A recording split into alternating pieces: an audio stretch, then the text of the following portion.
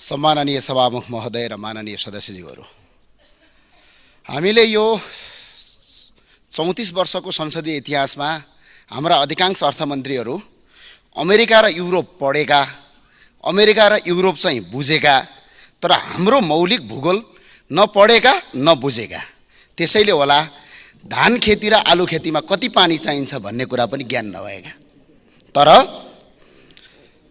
नेपालीलाई परनिर्भर बनाउने र नेपालीलाई अहिलेसम्म दास बनाउने एनजिओ र आइएनजिओको चाहिँ राम्रै ज्ञान भएका, अल्फ्रेड मार्शलको थ्योरीको सैद्धान्तिक ज्ञान भएका तर व्यावहारिक ज्ञान नभएका, स्वदेशी उद्योग बन्द गराएर ठुलै क्रान्ति भई युवाहरूलाई खाडी बेच्न राम्रै ज्ञान भएका, दाल र भातको स्वादको राम्रै ज्ञान भएका, दाल र भातको स्वादको ज्ञान बिर्सेका तर म्याकडोनल्ड र केएफसीको स्वाद लिन थालेका, स्वदेशी भन्दा विदेशी सामान मन पराउने अर्थमन्त्रीका कारण आज यो देश 34 वर्षदेखि अर्थतन्त्र ओह्रालोमा छ, मुलुकको बजेट घाटामा छ। यो विनियोजन विधेयक 2080 को सिद्धान्त र प्राथमिकता मैले मजासँग पढे। सम्माननीय सभामुख महोदय, यो झ्याउगिरीको जीवन कथा जस्तो लाग्यो। झ्याउगिरीले प्याँ गर्छ पेट पाल्नका लागि, 3 महिनाका लागि मात्रै बाँच्छ। झ्याउगिरीको जीवन कथा जस्तो, च्याट जीपीटी जस्तो सरर लेखेको 500 देखि 1000 रुपैयाँमा बजारमा छ्यापछ्यापी किन्न पाइने डिग्रीको थेसिस जस्तो जस्ट कपी एन्ड पेस्ट मलाई लाग्यो। त्यो भए हुनाले यस्ता सिद्धान्त बनाउँदाखेरि मान्छे बसेर विज्ञ बसेर छलफलका आधारमा लेखियोस्। र अर्को सम्माननीय सभामुख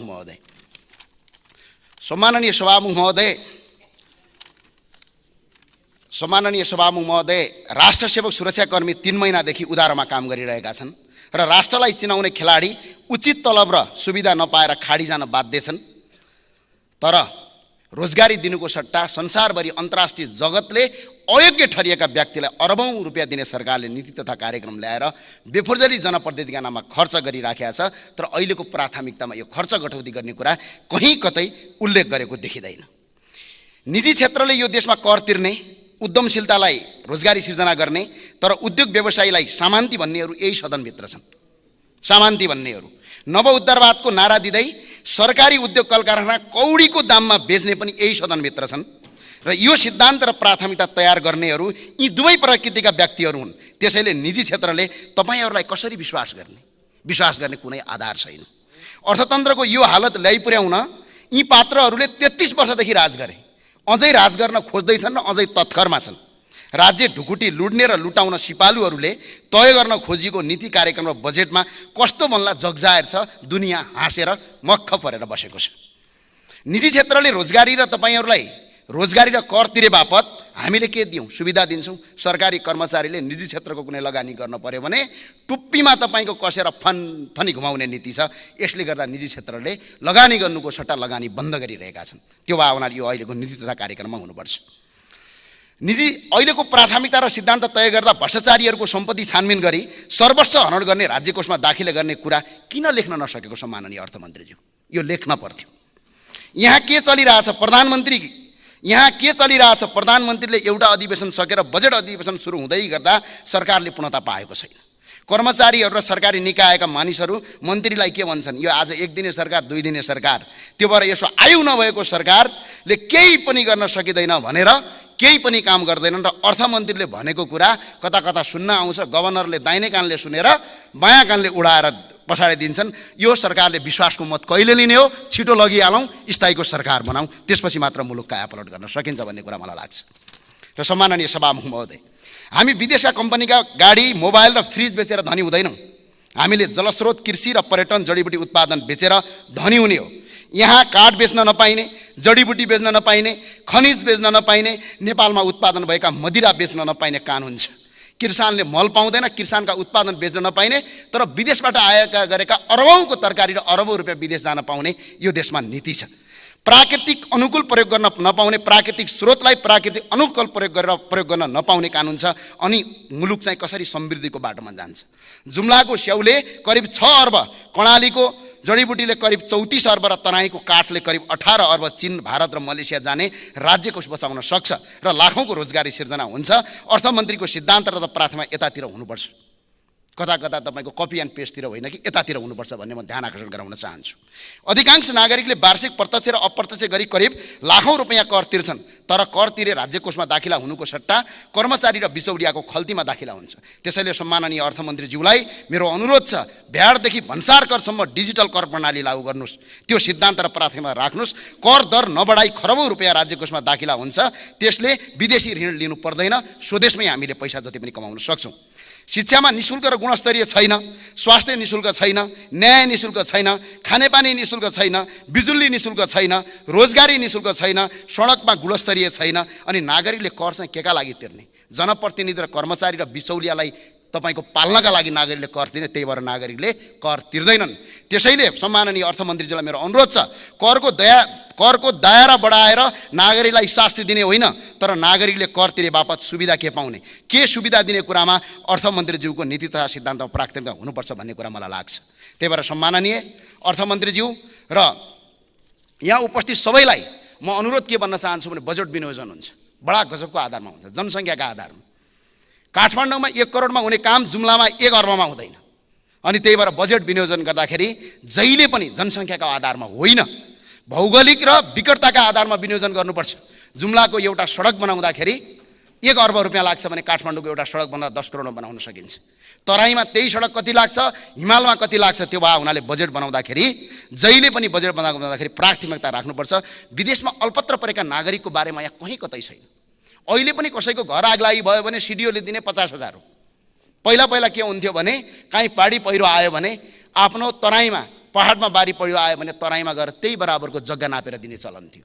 तर अहिले बाढी पीडितहरू, कोशीका बाढी पीडितहरू, कर्णालीका बाढी पीडितहरू र सुर्खेतको भेरीका बाढी पीडितहरू आज पनि तपाईँको सडकमा बस्न बाध्य छन्।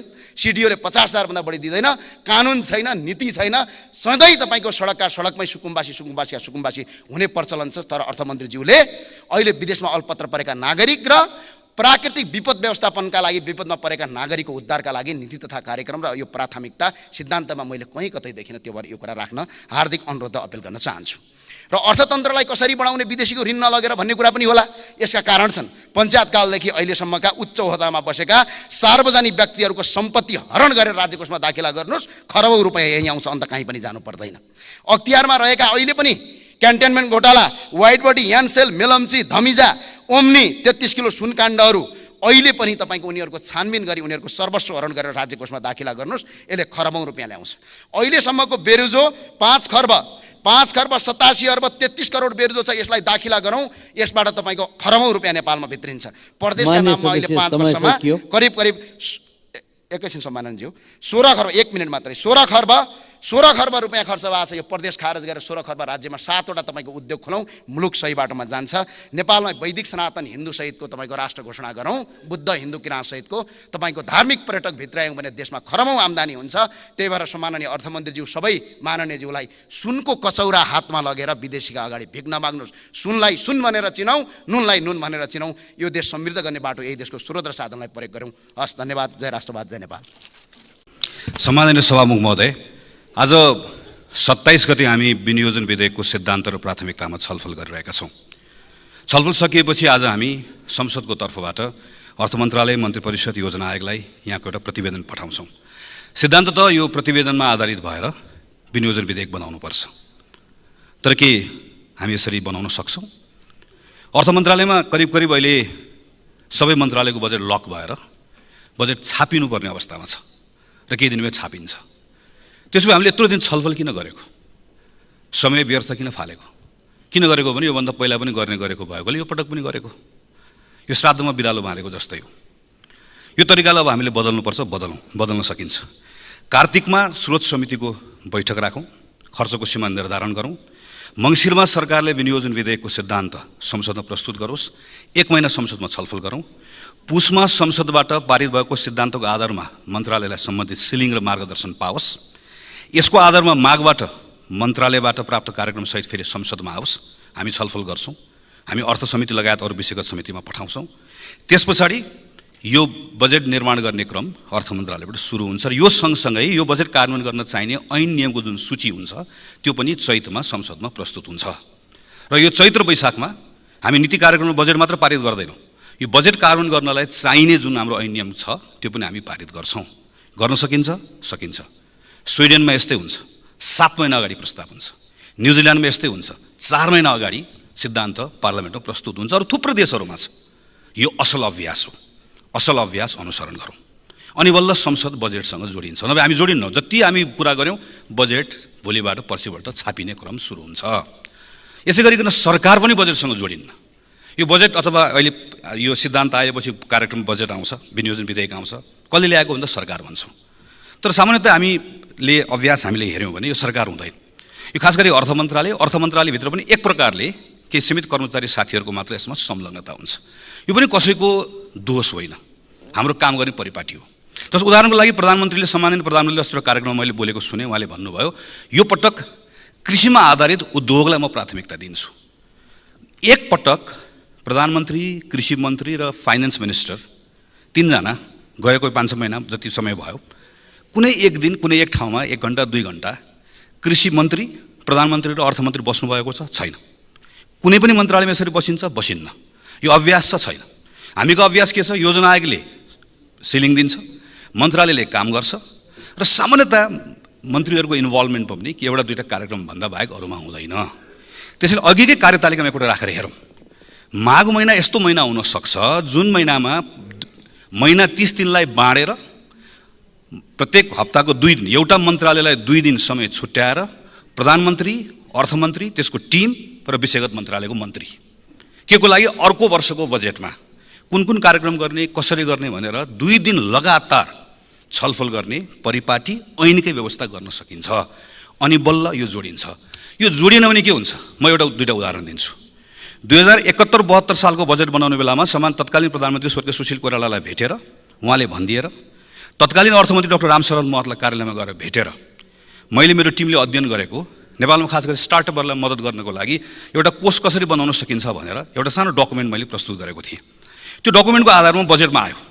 नवीन विचार भएको तर लगानी योग्य पुँजी स्रोत नभएको साना र मझौला व्यवसायी, मध्यम व्यवसायी, आविष्कारकर्तालाई सुरु पुँजी उपलब्ध गराउनको लागि स्टार्टअप फन्ड बनाउने र 50 करोड रुपियाँ बिउ पुँजी राख्ने र एनआरएलले पनि थप्ने। यो कहिले गयो? 71-72 को। मान्य अर्थमन्त्रीजी यो अहिले 80 मा पुग्यौँ हामी। प्रत्येक वर्ष बजेटमा पर्छ यो वर्ष पनि पर्छ। तर यसको 1 रुपियाँ पनि खर्च भएको छैन। कुन मन्त्रालयले कार्यविधि बनाउने, अर्थले बनाउने कि योजनाले बनाउने कि उद्योगले बनाउने भन्दा 10 वर्ष गयो। किन? अनरसिप छैन। अघि मैले भनेको जस्तो न संसद जोडिन पाउँछ न यसमा मन्त्री जोडिन्छ। गएको वर्ष मैले र मेरो टिमले गरेर सम्माननीय सभामुख महोदय प्रधानमन्त्री नेपाली उत्पादन उद्योग प्रवर्धन कार्यक्रम भनेर यो डकुमेन्ट मैले बनाएको, मेरो टिमले बनाएको। यो डकुमेन्ट बनाएर म उद्योग मन्त्री कहाँ गएँ, अर्थमन्त्री कहाँ गएँ।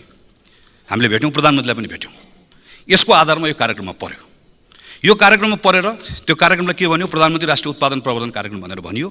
3 अरब 45 करोड छुट्याउने भनेर यहाँ मन्त्रीजीले पढ्नुभयो। पछि 50 करोड मात्र छुट्याइयो। गएको वर्ष यसमा 6 वटा सेक्टर छ। कन्स्ट्रक्सन, टेक्सटाइल, फुटवेयर, जहाँ हामी धेरैले उत्पादन बढाउनु पर्यो, आयात प्रतिस्थापन गर्नु पर्यो भनेर भन्छौँ। त्यसको विस्तृत प्रोग्राम हो यो। मन्त्रालय सरकारले अन गर्यो, पैसा पनि छुट्यायो। 1 रुपियाँ पैसा खर्च भएन। किन? 4 पटक कसले कार्यविधि बनाउने भन्ने कुराको झगडा, कार्यविधि अल्मलिएर 1 रुपियाँ पैसा खर्च नभइकन यो कार्यक्रम सकियो। 2074 सालमा यही रोस्टरमा उभिएर मैले स्वास्थ्य बिमाको विधेयक प्रस्तुत गरेको। पछि हामीले लामो छलफल गऱ्यौँ, कानुन बनायौँ। त्यसले के भन्यो? प्रत्येक नेपाली नागरिक अनिवार्य रूपमा बिमामा आबद्ध हुनुपर्छ। सबैजना हुनुपर्छ। आम्दानीको आधारमा प्रिमियम तिर्नुपर्छ। नसक्नेको पैसा सरकारले तिर्दिन्छ र फुल कभरेज हुन्छ। नेगेटिभ लिस्ट हुन्छ, प्लास्टिक सर्जरी लगायतको केही कुराहरू, त्यो बाहेक सबै कभरेज हुन्छ। अहिलेको जस्तो 3000 रुपियाँ तिरेर 1 लाखको बिमा होइन। तर यो गर्नको लागि स्रोत कसरी, यो गर्नलाई संस्थाको क्षमता कसरी विकास गर्ने, त्यो पनि हामीले तयार गऱ्यौँ। यो 74 सालमा मैले प्रस्ताव गरेर क्याबिनेटले पास गरेको डकुमेन्ट हो। यो डकुमेन्ट करिब 2000 पेजको डकुमेन्ट छ। कम्प्लिट हामीले हेऱ्यौँ भनेदेखि पनि यसमा हामीले 7 वर्ष लगाएर पूर्वाधार कसरी बनाउने, जनशक्ति कसरी विकास गर्ने, विशेषज्ञ चिकित्सकको अभाव कसरी पूर्ति गर्ने, सबै कामहरू गऱ्यौँ। बिचमा के भयो? यो बजेटमा पर्छ, अनरसिप हुँदैन। त्यो भइसके पछाडि अहिले आएर हामीले हेऱ्यौँ भने 7 वर्ष गयो। ठ्याक्कै 7 वर्षको एउटा हामीले काम गऱ्यौँ। तर 7औं वर्षमा आएर अहिले हेर्दै गर्दाखेरि त्यो 3000 रुपियाँ तिरेर 1 लाख गर्ने बिमा कार्यक्रम समेत पनि बिजोग भयो। जबकि हामीले बनाउन खोजेको 3000 तिरेर 1 लाख होइन। कसैले 4000 तिर्ला, कसैले 50000 तिर्ला, कसैले 1000 तिर्ला, कसैले 1 लाख तिर्ला, कसैले 5 लाख तिर्ला। 10 लाख परे पनि, 20 लाख परे पनि, 50 लाख परे पनि, 1 करोड परे पनि उपचार चाहिँ बिमाले कभर गर्छ भनेर बनाउन खोजेको। आज हाम्रो हालत के छ? हामीले कहिले अस्पताल शिलान्यास गऱ्यौँ, कहीँ पिलर मात्र उठायौँ, हामीले यसरी बिजोग बनायौँ। हामी यो वर्ष 10 लाख रुपियाँसम्म कभरेज गर्ने ठाउँसम्म पुर्याउन सक्छौँ। हामी यो वर्ष स्टार्टअप फन्डको फेरि यो वर्ष पनि पार्न सक्छौँ। तर कानुन कसरी गर्छौँ? बिजनेस एज युजुअल, योभन्दा पहिला जसरी गरेको त्यसरी नै गर्ने हो भने जति कार्यक्रम परे पनि कानुन हुँदैन। किन अघि मैले भने न व्यवस्थापिका जोडिएको छ यो बजेटसँग, न पोलिटिकल लिडरसिप जोडिएको छ। त्यस कारणले गर्दाखेरि हामी जुन पुँजीगत खर्च भएन भनेर भन्छौँ त्यसको मूल कारण यो। अब म छोटकरीमा यसपालि प्रस्तुत भएको यो प्राथमिकतामा आइसकेपछि छलफल गर्छु। सुशासनमा आधारित रहेर भ्रष्टाचारमा शून्य सहनशीलता, त्यसको आधारमा सुशासन प्रत्याभूत गर्ने भनेर भन्नुभएको छ, प्रशंसनीय छ। नक्कली भुटानी शरणार्थीको प्रकरण यस्तो बेलामा आएको छ कि सरकारले यसलाई कसरी डिल गर्छ योभन्दा यसैले अब बाँकी रहेको कुरा निर्धारण गर्छ। अहिलेसम्म जे भएको छ म सरकारको प्रशंसा गर्छु। प्रधानमन्त्रीलाई, गृहमन्त्रीलाई यो सन्दर्भमा मेरो तर्फबाट हार्दिक बधाई छ। यसमा हामी सबैको एउटै आवाज, संलग्न जोसुकै होस्, जुनसुकै दलको होस्, जुनसुकै तहको होस्, ओहदाको होस्, कारबाहीको दायरामा आउनै पर्छ। बजारको हल्लाले अनुसन्धान प्रभावित नहोस्, तर कुनै भेटघाटले पनि प्रभावित नहोस्, कुनै दबावले प्रभावित नहोस्, कुनै पनि कुराको कुनै प्रभावले कहीँबाट प्रभावित नहोस्। मेरो आग्रह छ अनुसन्धान फ्री र फेयर होस्, निर्दोष कोही पनि नपरोस्, तर दोषी छ भने नेता होस् कि नाता होस् एउटा पनि नछुटोस्। यो प्रकरणमा सरकारले डरसँग खुट्टा टेक्यो भने योभन्दा अगाडि उसले सुशासनको नारा लगाउन सक्छ। तपाईँको फिल्म चल्छ, हाउसफुल हुन्छ, नभए हल खाली हुन्छ। सबैले हेरेको छ। यहाँ अनुसन्धान गरे भनेर मात्र हुँदैन, अब विश्वास लाग्नुपर्छ। नागरिकलाई फ्री र फेयर हो भने विश्वास लाग्नुपर्छ। सुशासनका विषयका सन्दर्भमा अनि बल्ल अरू काम गर्न सक्छौँ। सम्माननीय सभाको महोदय, यहीँ अहिले अख्तियार भ्रष्टाचारको विधेयक संसदमा विचाराधीन छ। हदब्याज नलाग्नेदेखि लिएर नीतिगत निर्णयका सन्दर्भमा योभन्दा अगाडि नीतिगत निर्णयका नाममा भएका निर्णयहरूको समेत छानबिन गर्न पाउने गरिकन अख्तियारलाई अधिकार दिने, नियुक्तिको मापदण्ड बदल्ने लगायतका विषयहरू म लगायतका सांसदहरूले संशोधन राखेका छौँ। पारित गरौँ। हामी थुप्रै कुरा यही वर्ष गर्न सक्छौँ। सुशासन र भ्रष्टको कुरा ठिक ढङ्गले गर्ने मान्य अर्थमन्त्रीज्यू हेर्नुहोला, चोरी पैठारी रोकिन्छ। तपाईँले राजस्व परिचालन गर्ने कुरामा तपाईँको क्षमता बढ्छ। एकैपटक कहाँ पुगिन्छ। तर यसमा पनि आँट गर्नुपर्छ। हेर्नुहोस्, अर्थ मन्त्रालयको मात्र कुरा होइन। मैले भर्खर पढेँ, केही थाहा पाएँ, गृह मन्त्रालयकै सचिव भीष्म कुमार भुषालको संयोजकत्वमा एउटा समिति गठन भएको छ, जसले खास गरी चुनावको बेलामा राजनीतिक संरक्षणका कारणले गर्दा राजस्व चुहावट भएको भन्ने प्रतिवेदन प्रधानमन्त्रीलाई बुझाएको छ। पूर्व मुख्य सचिव लीलामणि पौडेलको संयोजकत्वमा एउटा प्रतिवेदन बुझाइएको छ। त्यो प्रतिवेदन सार्वजनिक गरियोस्, त्यो प्रतिवेदनका आधारमा पनि छानबिन गरियोस्, दोषीलाई कारबाही गरियोस्, अनि अर्को वर्ष बल्ल सरकारले आँट गर्न सक्छ। इक्विलिब्रियम एकदमै ध्यान दिनुपर्ने छ मान्य अर्थमन्त्रीज्यू। हामीले पहिला फरेन करेन्सीको रिजर्भको कुरा मात्र हेऱ्यौँ। हेर्दै गर्दा हामी एकैपटक हाम्रो आयातमा कति ठुलो धक्का पर्यो र अहिले हाम्रो सार्वजनिक वित्त खलबलिएको अवस्था छ। तपाईँले अस्ति भन्नुभयो मोनिटरी पोलिसीका सन्दर्भमा अलिक ठुलो हुनुपर्छ भन्दै गरेर राष्ट्र ब्याङ्क र IMFको रेस्पोन्सहरू हामीले पढिरहेका छौँ। अप्ठ्यारो छ, हामी बुझ्छौँ। तर अप्ठ्यारोको बिचमा सन्तुलन कसरी ल्याउने त्यो ढङ्गले काम गर्नुपर्नेछ। प्राइभेट सेक्टरले विश्वास गुमाएको छ। हामीले अङ्क बताएर मात्र हुन्न, पसलहरू खाली भएका छन्, उधारो उठेको छैन, बजारले विश्वास गुमाएको छ, व्यापार सुकेको छ, भाडा तिर्न सकेको छैन। विश्वास कसरी दिलाउनुहुन्छ? यो सेन्ट्रल गभर्मेन्टको बजेट होइन, यो फेडरल नेपालको बजेट हो। तपाईँले यहाँ ल्याउने बजेटले तल्लो तहको खास गरी स्थानीय सरकार र प्रदेश सरकारलाई उत्प्रेरित पनि गर्नुपर्छ, कतिपय ठाउँमा रोक्नु पनि पर्छ। उदाहरणको लागि हामीले यही वर्ष खास गरी सानो कुराहरू, सांसदहरूको पारिश्रमिक बाहेकका भत्ताहरू हामी लिन्नौँ भन्ने सानो सिम्बोलिक कुराबाट हामीले सुरु गऱ्यौँ। सरकारले पनि धेरै निर्णयहरू गर्न सक्ला, स्थानीय सरकार र प्रदेश सरकारलाई दबाब पर्छ। हामीले गलत निर्णय गऱ्यौँ भने त्यहाँ उसले उनीहरूलाई गलत कुरा गर्नलाई प्रेरित गर्छ। डेटाको प्रयोग सही ढङ्गले गरेका छैनौँ। मेरै टिमले अहिले हामीले सानो एउटा डेटा हेऱ्यौँ, अर्थ मन्त्रालयको डेटा के भन्छ? मकैको आयात घटेको छ, मूल्य भयानक बढेको छ। त्यो भनेको के हो? कुखुराको दाना महँगो भयो। कुखुराको दाना महँगो हुँदै गर्दा त माछा र अन्डाको भाउ बढ्नुपर्ने हो नि। मासु र अन्डाको भाउ बढेन किन? यति धेरै मासु र अन्डा अहिले चोरी पैठारी भएर आएको छ नेपालभित्र, जसले गर्दा हाम्रो कृषकहरू मारमा परेका छन्। अर्थ मन्त्रालयकै डेटा हामीले हेऱ्यौँ भने सफ्ट ड्रिङ्कमा मात्रै चैत्र 8 गतेसम्म मैले हेरेको 8000 भन्दा बढी, 900 टनभन्दा बढी कन्सन्ट्रेट आयात गरिएको छ। 5.5 अरब पैसा बाहिर गएको छ। यो डेटाहरूको आधारमा हामीले करका कतिपय कुरा निर्धारण गर्ने हो नि। किन हामीले सिंगल युज प्लास्टिक ब्यागमा 1000% भन्दा बढी ट्याक्स नबढाउने? किन यो सफ्ट ड्रिङ्कमा हामीले चाहिँ कैयन गुणा किन हामीले ट्याक्स नबढाउने? त्यसो हो भनेदेखि सँगसँगै फेरि नेपाली किसानलाई प्रोटेक्सन किन नगर्ने? यस्ता ठाउँहरू हेर्नुपर्नेछ। म टुङ्ग्याउँछु सम्मान्य सभामुख महोदय, यो त अहिलेका कुराहरू हुन्। योभन्दा बाहेक एकचोटि समय लिएर अहिले हामीलाई ज्वरो आएको छ, ज्वरो कसरी निको पार्ने कुरा त गर्नै पर्नेछ। तर हाम्रो अर्थतन्त्रलाई रोग लागेको छ। यो रोग रातारात लागेको होइन, कुनै एउटा व्यक्तिको कारणले गर्दा मात्र होइन, यसका केही संरचनागत समस्याहरू पनि छन्। हामी सबैबाट केही न केही कमजोरी भएको छ। नेपाली कङ्ग्रेस पार्टीको तर्फबाट भन्दैछु, यत्रो वर्ष सरकार चलाउँदै गर्दा हामीबाट पनि कमजोरीहरू भएका छन्। कतिपय नीतिहरू सही नभएका छन्, कतिपय ठिक काम गरेका छौँ। ठिक काम गरेको कुरामा गौरव गरौँ, त्यसको स्वामित्व लिउँ। गलत कतिपय कुराहरू भएका छन्, त्यसलाई सच्याउँ, स्वीकार गरौँ। हामी सबैबाट कहीँ न कहीँ कमजोरी भएको छ भन्ने मानेर हाम्रो संरचनागत समस्या हल गर्ने कुरामा पनि तपाईँले कठोर कदम चाल्नुपर्नेछ, जोखिम उठाउनु पर्नेछ। तर यो बजेटबाट अहिले विश्वास कायम गर्नु, अहिले सुशासनको केही स्थितिहरू हामीले छ भन्ने केही कुरा स्थापित गऱ्यौँ भने तपाईँकोसँग पोलिटिकल क्यापिटल बढ्छ। तपाईँसँग त्यो राजनीतिक पुँजी भयो भने आगामी वर्ष तपाईँले अर्को वर्ष दोहोरोसँग कदम चाल्न सक्नुहुन्छ र संरचनागत समस्या हल गर्ने बाटोमा लिएर जान सक्नुहुन्छ। दोहोरो कदम चाल्नुहोस् भन्ने शुभकामनासहित मेरो कुरा टुङ्ग्याउँछु। धन्यवाद, नमस्कार।